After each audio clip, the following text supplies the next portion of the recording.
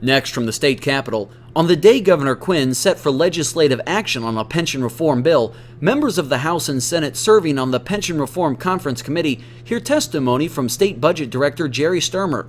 Members hear the budget director's alarm at the growing pension debt and attempt to nail him down on how much of the unfunded pension debt needs to be cut. This runs about 45 minutes. Good afternoon, members of the committee.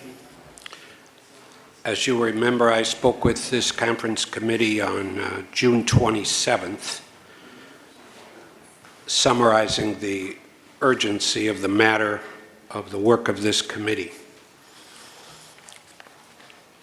For the past 2 years, Governor Quinn has called on the General Assembly to act to stabilize the state's public pension systems. At the end of the regular session a year ago, there was no comprehensive solution. At the end of May, the regular session 2013, there was a stalemate. Two plans were voted on in separate chambers and not reconciled. Governor Quinn called on the General Assembly to establish a conference committee, a process that's been used extensively in our democracy since the beginning of our country. He asked that the work of the conference committee take place during the period June 19th through July 9th, 3 weeks to reconcile the differences, to work through the concepts that have been debated, discussed, analyzed, considered, and put before a public discussion for now 2 years. We have a fiscal emergency. We have a very serious problem. Our systems are underfunded by approximately $100 billion. That liability is growing by $5 million every day. Our bond ratings have been lowered by the ratings agencies. That bond lowering impact spills over to our public universities, to our units of local government, and throughout the state of Illinois. The business climate is clearly impacted. At the end of the session, the regular session of the legislature, when the stalemate occurred and was not broken, 2 of the 3 bond rating agencies again lowered our ratings in June. In the most recent bond sale from the state of Illinois, those lowered ratings cost taxpayers an additional $130 million over the life of those bonds. The dramatic increases in the required payments to the pension systems via the legislation adopted in the mid-90s have now risen from $1.6 billion in 2008 to $6 billion GRF for fiscal 14. That's an increase of 375%. Leading to what we've called the squeeze of our ability as a state to provide adequate funds for the basic programs that the state supports for the people of Illinois. Every community of Illinois, education, public safety, health care, and human services. We've had in the governor's office and through GOMB a continuous exchange of ideas with the pension systems during the 4.5 years of our administration, starting with the work that we did in a pension stabilization task force of 2009. A variety of options, particularly those considered by the legislature and various groups, have been analyzed and considered. This information has been made available to the legislature over and over in countless reports. The governor's proposal has been and continues to be, we need a comprehensive solution that stabilizes these systems, enables the systems to actually pay the pensions of the people who have earned them, to erase the unfunded liability, to get to 100% funding, and to end the squeeze on the major obligations of state government. Does the governor have a specific proposal right now? The governor's proposal is to have a comprehensive solution that stabilizes the systems, erases the unfunded liability, gets to 100% funding, and erases the squeeze. And how much does that specific proposal save? The work of this conference committee is to put together the ideas that can pass both chambers in a compromise approach that, as you, Mr. Chairman, suggested in the previous two meetings, is neither one nor the other, neither the bill that passed per se the Senate nor the bill that passed per se the House. And that's a course that this conference committee has taken in a bipartisan and a bicameral manner, working together since we were appointed, jumping right into it and looking for a different pathway of getting out of the stalemate. And during the process, I did receive a call from the governor indicating that the governor's office wanted to work with us in that process, and I appreciate having conversed with you during that process, and you have come forth with some specifics other than the generalities that you just mentioned.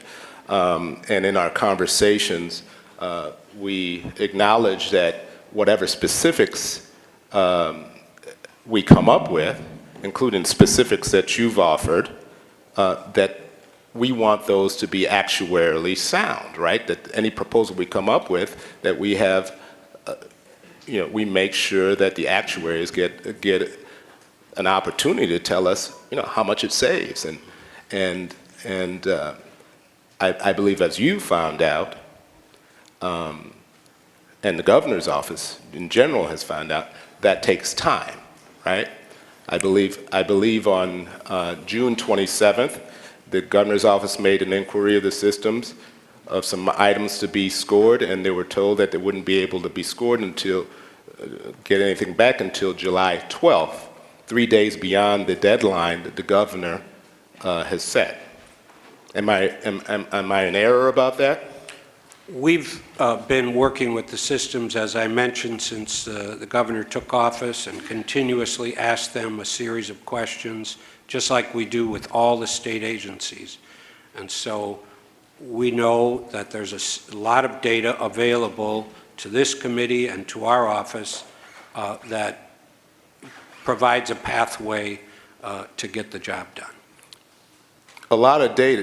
We're speaking in a lot of generalities, but with whatever proposal is a combination of different levers, right?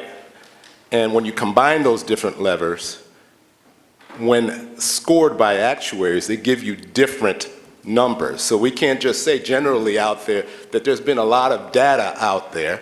I know that conversation is good conversation in the media, but it would be irresponsible for us as a committee to say, oh, there's just been a lot of data out there. Let's just guess as a committee what that combination of data would be, and let's vote on a proposal. Wouldn't you agree that'd be irresponsible of this committee? Well, what is responsible is to get the job done, and we've laid out the objectives for the legislature to pass something and get it to the governor's desk. I really appreciate the general objectives, and I appreciate the governor's call for urgency, and I don't want that to be confused. I share that sense of urgency, but I really appreciate what the conversations that this committee has been able to have under challenging circumstances, and we've worked, and I don't want to speak for everybody on the committee, they can all speak for themselves, but we've worked well together in a bipartisan, bicameral manner, and we're on what I believe is a good course to offer something to solve this problem. But I want to make clear, I'm not an actuary, right?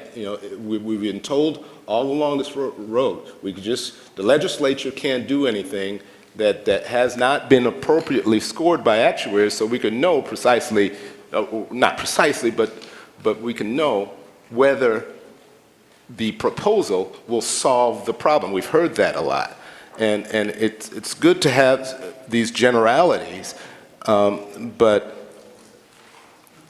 we've been told, as your office has been told, that it takes some time to score these things. And it's good to say that there's data out there that's been considered historically, but we're where we are today. And I know you appreciate individually, and I hate that you're the person that has to be here instead of the governor himself, because I appreciate the work that you have put into this and the conversations that you have had with us in the process. And I really,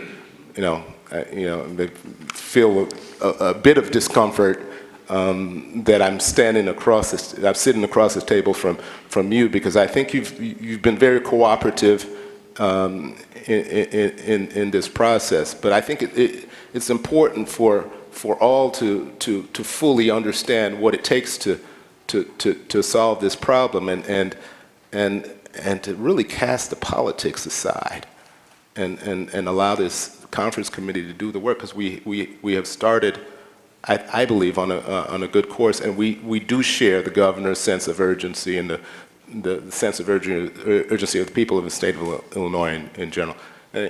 Senator Biss and Senator Murphy. Thank you, Mr. Chairman. So first of all, I want to echo the chairman's comments. I really appreciate the governor's commitment to addressing this problem. I appreciate his long-standing commitment expressed now over, as you put it, a couple of years, and I enormously appreciate the relationship that we enjoy and the work that we're able to do together. So as you put it in your testimony, you're here for the second time, and that's extremely helpful. As you know, there was a third meeting of the conference committee. Is it fair for me to presume that you and your staff closely monitored what took place at that meeting as well? The meeting last week? Yes. I was here. Yep. Our staff were here. So you yourself have testified at 2 of the meetings, and you're closely monitoring the third meeting. You and I have spoken on the phone a few times since the committee was convened. I've met with you, I know, at least once in person. Is it fair to presume that you've been in frequent discussion in face-to-face meetings and on the phone with other members of the conference committee as well since it was convened? I have, as well as has the governor. Great, and I also want to say I appreciate the governor's call to me as well. So let me ask you this. Is it your impression that the committee is working hard on achieving a resolution to this problem? I think the members of the committee are committed. Unfortunately, the process has led us to the creation of the conference committee, which happened on the 19th of July. We did not see a significant conversation until the 19th of June, until the 27th of June. And so there is a concern about the pace of the work. I appreciate that concern, and I appreciate that it's born of a very, very legitimate sense of urgency that we all feel. Is it your view that you've seen substantial progress and that you've seen from the position that we arrived in June with, the position of real entrenchment, as Representative Neckrits put it in the first committee meeting, a position wherein two sides had painted themselves into two different corners? Have you seen progress from that stance to a stance from which one can envision a resolution that would be acceptable to the 4 different caucuses? As you know, Senator, I'm an optimist, but the facts are we've been working on this for 2 years and we haven't seen anything across the finish line. And as you know, Jerry, that's very frustrating to me as well. But I'm asking not for whether we've been working on this for 2 years or whether you are generally speaking an optimist, but whether you've seen progress that you believe is meaningful and indicates that we're on a constructive path. The progress will, the proof is always in the pudding, and so when the bill is on the governor's desk, I'll be able to feel comfortable. Okay. Well, I appreciate that. I would simply, as an editorial matter, say that I do see that progress. I've enjoyed a lot of discussions with you and your staff, with the governor, but also with members of all 4 caucuses represented in this committee, as well as, by the way, members of all 4 caucuses not in this committee. You can see a lot of legislators in this room, but not sitting at this table, which I think is another indication of the legislature's sense of urgency. I remember driving home at the end of the 2012 legislative session on June 1st, incredibly upset that we hadn't achieved resolution then, and I drove home on June 1st of 2013 even more upset. I have a great appreciation for the urgency that you convey, but I don't think it's helpful to allow that urgency to translate into the creation of an artificial deadline that can then impede progress. I think it's important that we achieve swift resolution. I think that you see here 10 members of this conference committee who are committed to doing that. And more importantly than that, I think we've seen already in this process legitimate, meaningful progress, true flexibility and creativity, as well as the chairman pointed out, a series of conversations with the actuaries whose answers will necessarily and must drive our final construction of a resolution. So again, thank you for your sense of urgency, but would urge you and your whole team to craft your exhortations in such a way that they move us toward progress rather than distract attention from the goal at hand. And thank you for your time, Mr. Chairman. Senator Murphy, then Senator Representative Nekritz, then Representative Zaleski, and then Senator Holmes. Thank you, Mr. Chairman. Jerry, always good to see you. I take it that the governor's position is not just that any plan will do. I mean, it's got to meaningfully address the problem. I think that's been a pretty consistent position of his. Does that still hold? Yes. How do we know whether the plan solves the problem in the governor's estimation? Is there a dollar amount of savings that he's looking for? You've got a framework of ideas there, or concepts, I guess, but how do those translate into bill form? He doesn't have a plan currently in bill form, is that correct?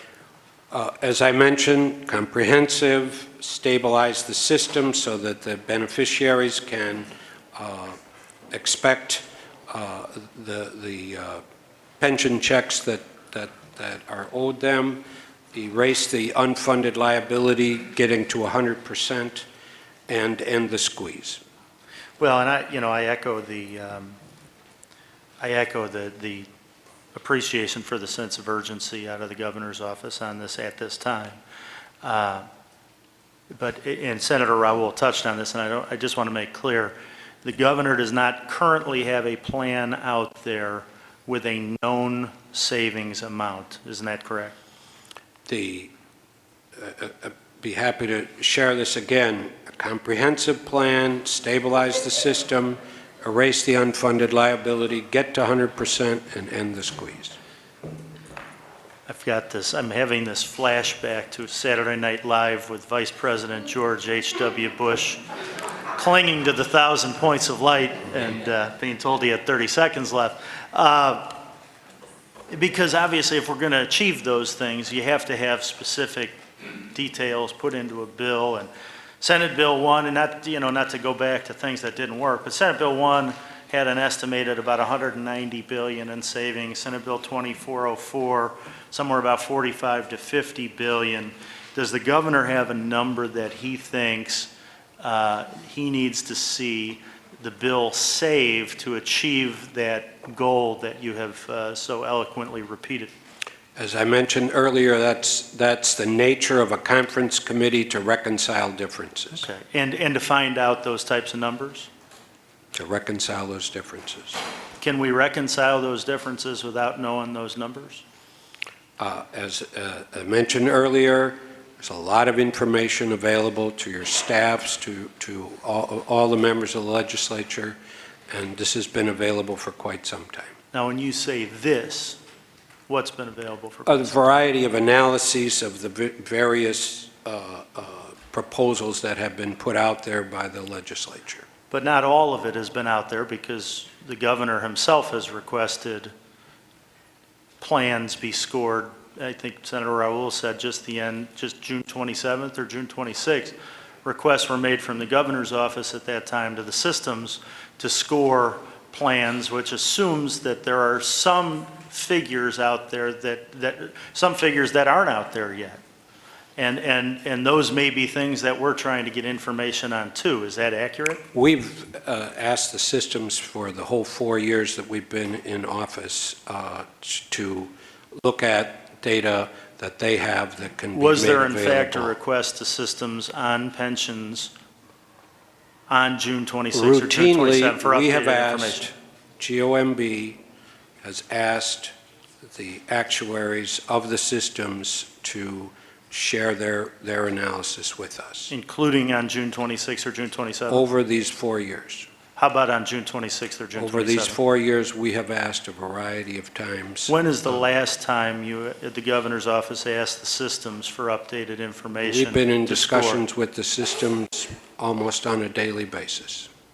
So have you been told, as this committee was, not to expect numbers before July 12th? I don't know that I was told any particular date. Was anybody from the governor's office Not told? that I know of. So when we have the systems up later, they're not going to tell us that they advised the governor's office that they couldn't possibly get them information and updated information I until don't know after what this they're deadline? going to say. There is one thing I think would be helpful in actually sort of putting the shoulder into the wheel from the governor's office rather than, a rhetorical effort would be, and I am not an actuary, and I have not, until I was blessed to be put on this conference committee, been involved in the details of the pension debate. But it floors me that it can take, 10 days to 2 weeks to get information of what certain ideas will save if we enact certain proposals, as a package.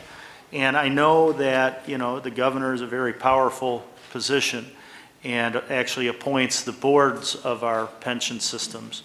And my request would be that the governor publicly make it crystal clear to the systems that we need the information that we are requesting on an expedited basis so that this committee can do what it needs to do as quickly as it responsibly can.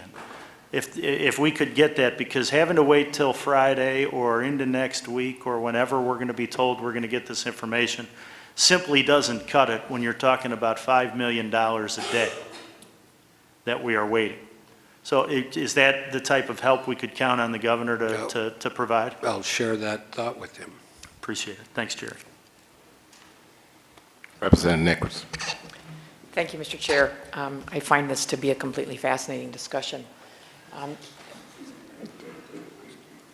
And I would echo everybody's, thanks for the governor for urging us forward and for continuing to support the efforts of the conference committee. Did the governor make some efforts in late May to try to get a pension bill passed? I'm not sure what Did he talk to legislators? He talks to legislators on a continuous basis. Did he do that as we were winding down in the final days of session? He was working on this constantly. And was there a particular proposal that he was working on? He was working on the very proposal that I outlined during my remarks. I think there was a specific proposal that he had indicated in the media that he was supporting. Yes. Yeah, and how did that go? As I mentioned in my remarks, the legislature came to a stalemate. My Now is the recollection time is to that the reconcile position he was supporting got 16 yes votes in the Senate.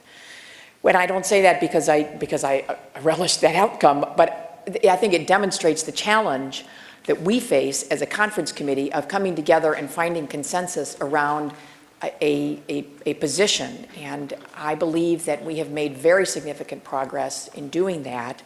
And that did not happen because of the urging of the governor. It happened because we all, including the governor, feel that this is a matter that has to be resolved, and we could not be in our respective corners. We had to come together and find a consensus.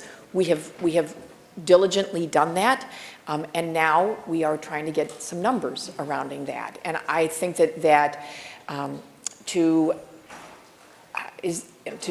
set a deadline that I think in your own experience and in your staff's experience and the governor's experience is not achievable. I worry that is going to drive the process back into its respective corners and not achieve the goal. So I would join my colleagues in urging that we work together, that we not work at cross purposes, and that we not work at odds, because we all have the same goal. We all want to see this be accomplished in I'm sorry, I've already forgotten your words, a comprehensive way, I think was the word you used. We all have that goal, and I think it would behoove all of us to behave in a fashion that will move us toward that goal.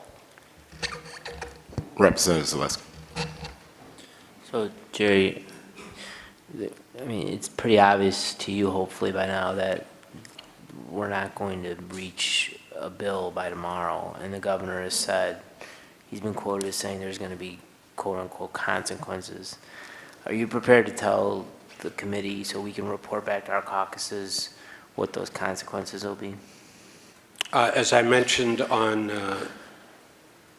June 27th, I think, one of the consequences is the General Assembly has to explain to the taxpayers the loss of the funding that goes into the increased liability. Beyond that, I couldn't speculate. And that's a conversation I'm more than willing to have with those taxpayers.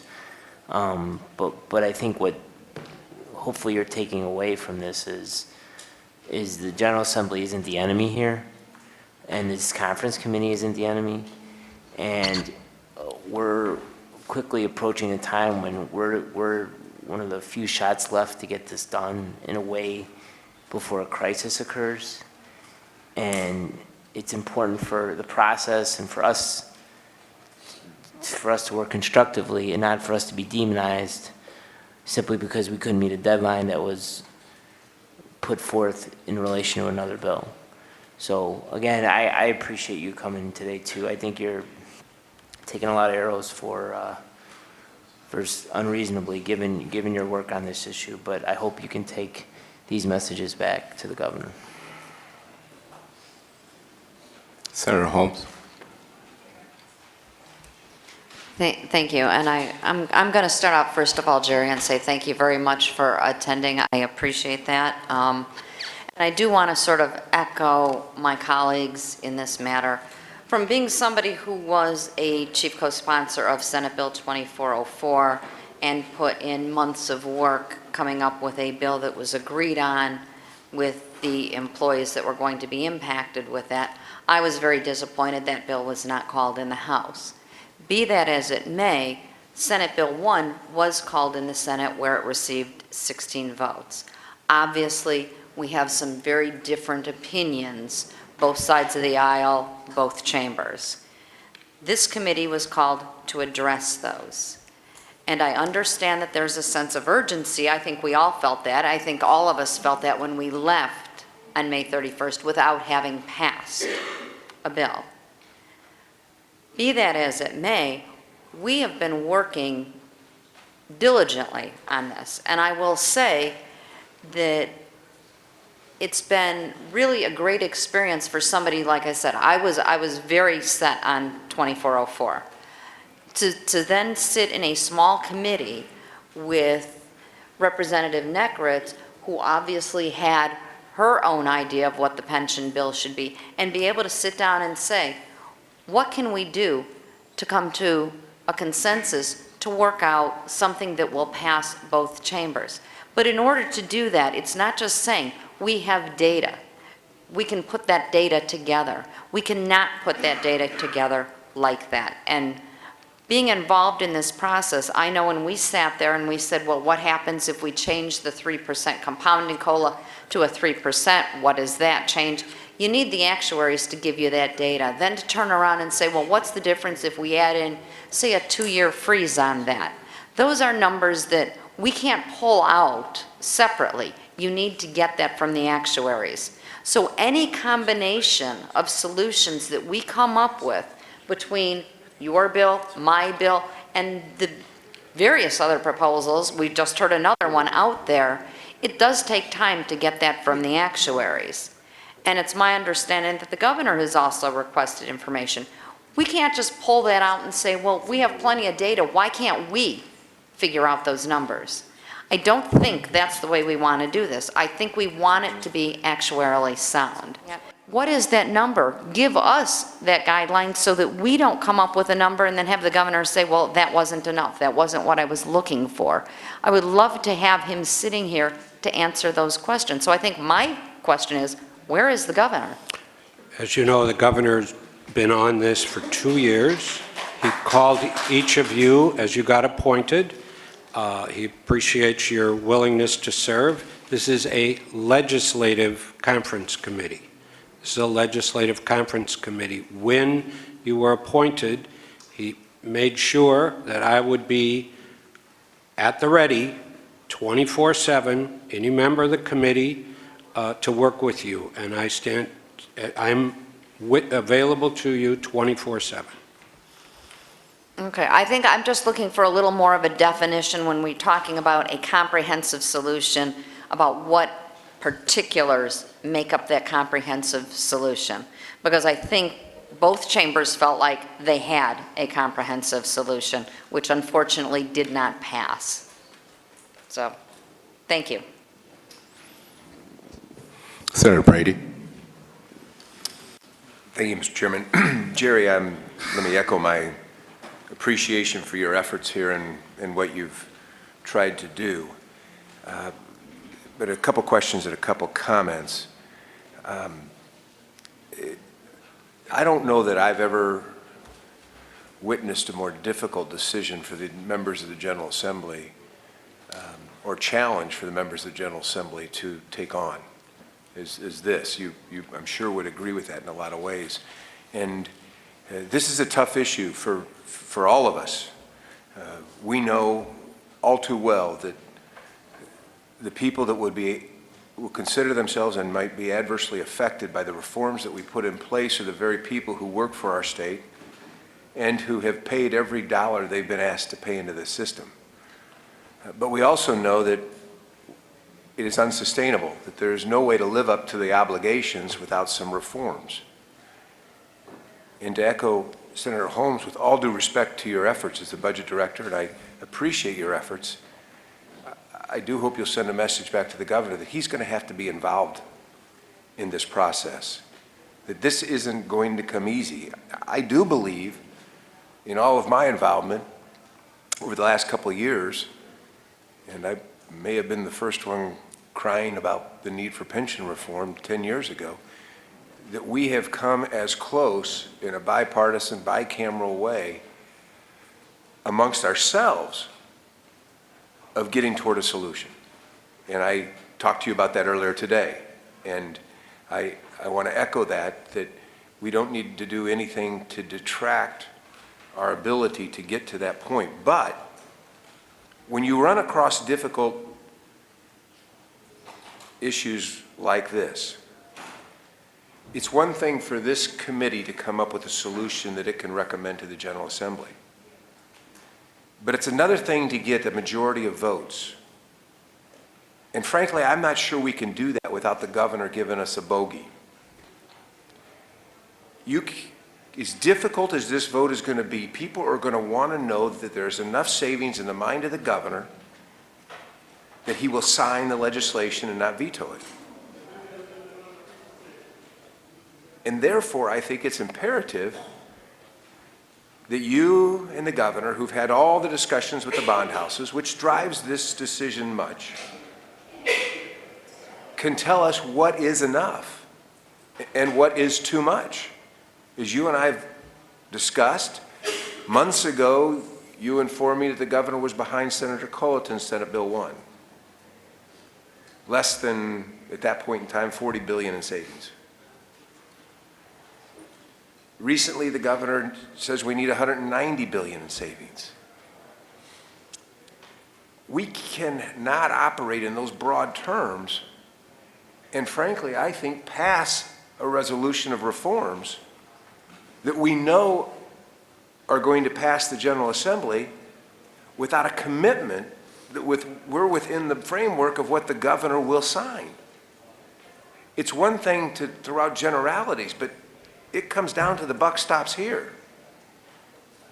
And this governor has got, he's been around this issue, he's moved on the issue, whatever way you want to call it, but he's got to tell us, I believe, what the parameters of which he'll sign. It doesn't have to be specific, but it has to be within the parameters that we can say. The governor has said if we can save $120 billion, to pick a number, he will sign the legislation if the reforms come within these parameters and humane efforts constitutionally and dealing fairly with people. But to sit here and tell us that it's somewhere between Senator Colleton's Senate Bill 1 originally, and Senator Colleton has moved much further, we all know, than that, and Speaker Madigan's bill puts us in a very difficult position, because as much as I think we can come to majority, if not consensus here, it's going to be very difficult to pass something in the respective houses without knowing the governor's position on the bill. And to craft a bill that we pass, to know the governor's position, we need to know the numbers. If you can tell us the parameters Senator, of those there's several of your characterizations were inaccurate, but I don't want to go over that ground. The members of this committee know that I've been around this during this entire administration. I've worked with many of you very closely. We'll continue to have that discussion. When this committee is ready to really find that compromise and are ready to go, I'm going to be at the table with you, and there will be no doubt about the questions that you're asking. I don't think there has been doubt. Well, I'm glad to hear that, because there's been, to date, I haven't heard that. So you're telling us that when we craft a bill that we think we could pass the General Assembly, you'll let us know before or after we vote on it if the governor will sign it? Did you say before or after? Excuse me. You'll let us know before we vote on it that the governor will sign it? Yeah, I'm available 24/7. I know that, but you'll be definitive in that regard.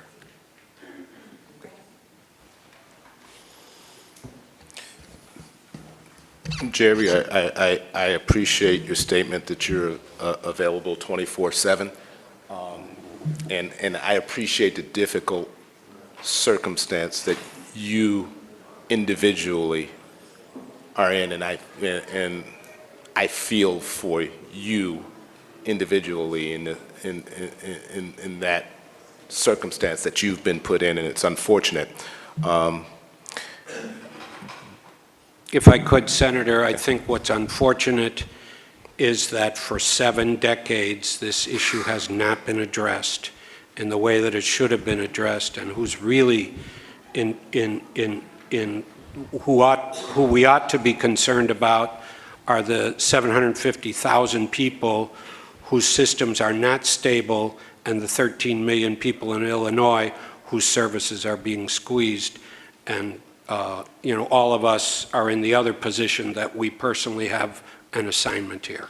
Absolutely, and if I weren't concerned about those people, I wouldn't be spending the time, I wouldn't be spending my summer as I've been spending my summer. I know that, yes. So I'm absolutely concerned, and I believe the governor is as well. But part of the difficulty in our conversation today is you're answering in a lot of generalities that if the governor were here, it would be difficult for him to just answer in generalities. And so I'm just curious, where is the governor?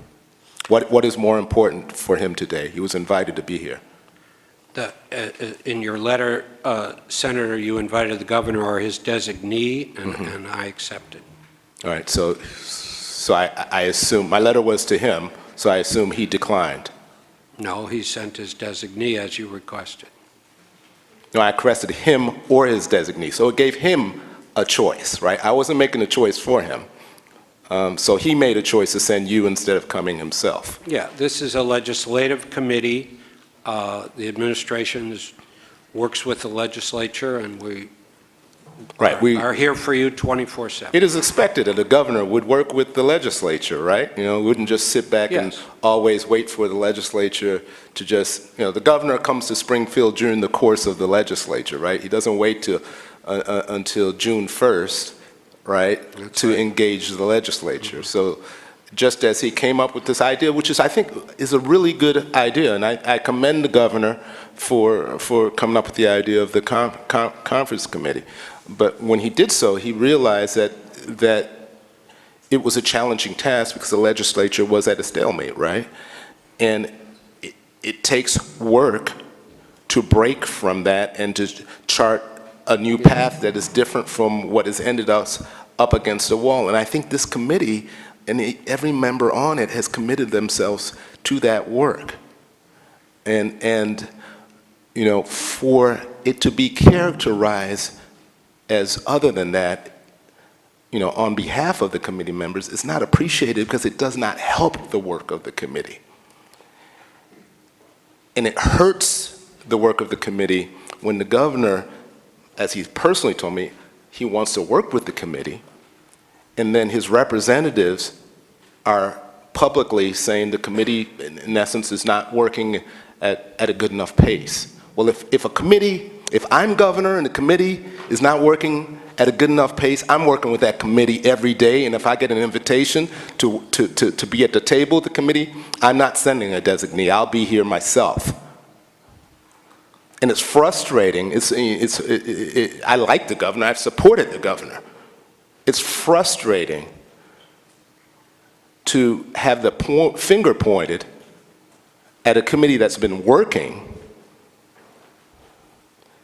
and to be told that there is a deadline that the governor, in his request to the systems, if those proposals were to be the plan, wouldn't even be able to be scored by that deadline.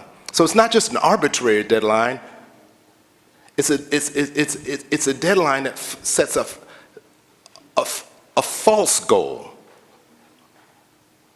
a time that cannot be met responsibly. And that's the difficulty I have. I have no problem with the governor saying that we need to do this as soon as possible, that I have no problem with the governor publicly saying the people of the state of Illinois, the taxpayers, need to keep their pressure on these 10 legislators and make sure that they're working on an everyday basis, they're talking to each other on an everyday basis to get this thing done, because this is an item of urgency. But to communicate non-publicly to committee in one manner and to have representatives say things inconsistent with that in a public manner in no way helps the work of this committee, and I would dare to say it undermines the work of this committee. I appreciate you being here, and I really appreciate the fact that you have in fact availed yourself whenever we've needed you for our work. But I hope that you can relay the concerns of the committee to the governor. Thank you. You're watching the Illinois Channel, an independent nonprofit corporation formed to provide gavel-to-gavel coverage of Illinois state government and other public affairs events taking place across Illinois.